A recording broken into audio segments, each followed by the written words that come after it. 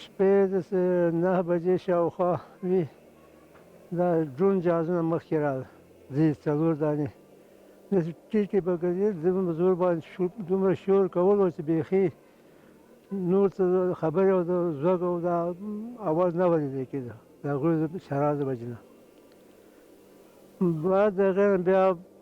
هلیکوپټر چې راغلې د هغوی اواز موږ نه اورېده، هسې ګرځېده به داسې اواز د هغوی موږ نه اورېده. هغه ډرون به ډېر ښکته راته که نه زور سره شرار کول غرار، بس هغه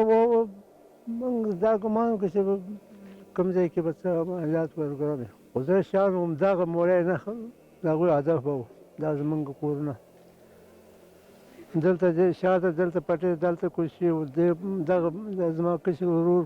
بلې بند دغلته یو جا دلته ښکته کړې وه، دغه بلې هم مات کړې وه، څه کسان دې بلې کې کوز کړي وو.